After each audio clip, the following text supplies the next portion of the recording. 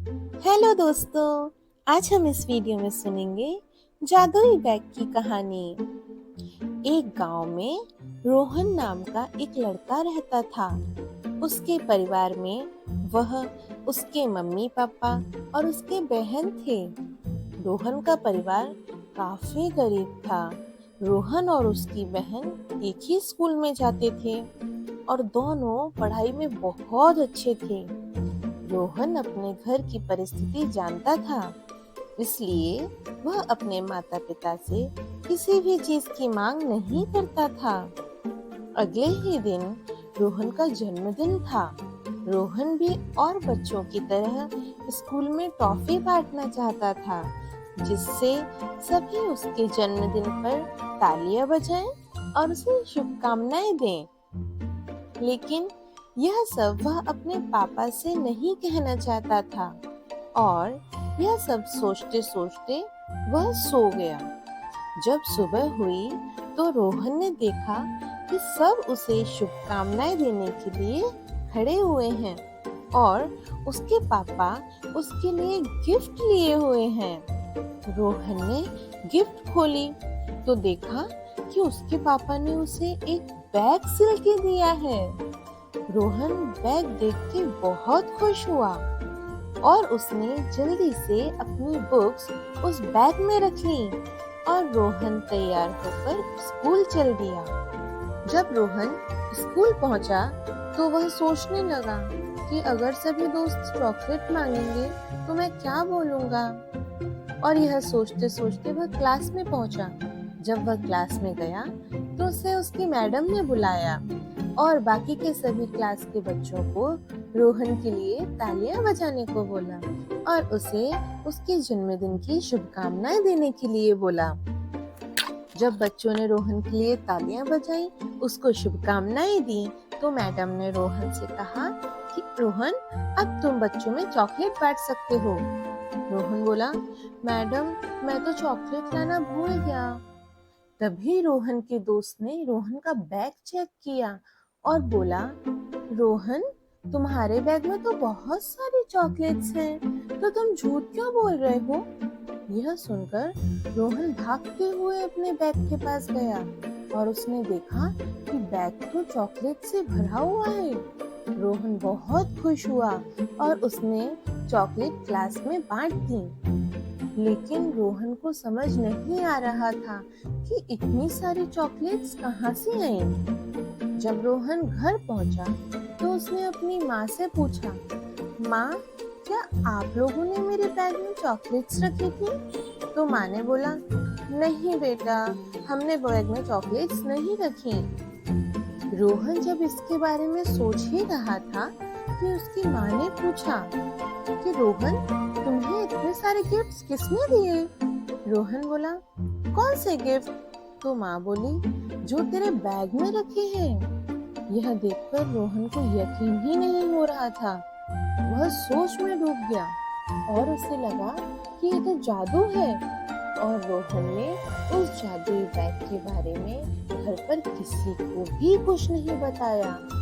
फिर रोहन उन गिफ्ट में मिले खिलौनों से अपनी बहन के साथ खेलने लगा। उसका यह जन्मदिन आज तक का सबसे अच्छा जन्मदिन था और यह सब उस जादुई बैग की वजह से हुआ था। हेलो बच्चों, आज हम इस वीडियो में सुनेंगे जादुई दिए की कहानी। बहुत समय पहले की बात है। एक मोहन नाम का आदमी अपनी पत्नी और बच्चों के साथ एक गांव में रहा करता था। मोहन बहुत गरीब था। वह जंगल में जाकर लकड़ियां लेके आता और दूर गांव में जाकर उन्हें बेचता था। मोहन काफी अच्छा इंसान था। वह हमेशा सूखे पेड़ की लकड़ियां ही तोड़ता था और कभी भी हरे भरे पेड़ों की लकड़ियों को कभी नहीं काटता था। जब एक दिन मोहन सूखे पेड़ की लकड़ियां काट रहा था, तभी एक बाबा उसके पास से गुजर रहे थे। बाबा काफी थके हुए दिखाई दे रहे थे। तभी मोहन ने बाबा से पूछा, बाबा क्या हुआ, आपको कोई परेशानी है क्या। बाबा बोले, नहीं बेटा, बस थोड़ा थक गया हूँ। क्या तुम्हारे पास थोड़ा पानी होगा?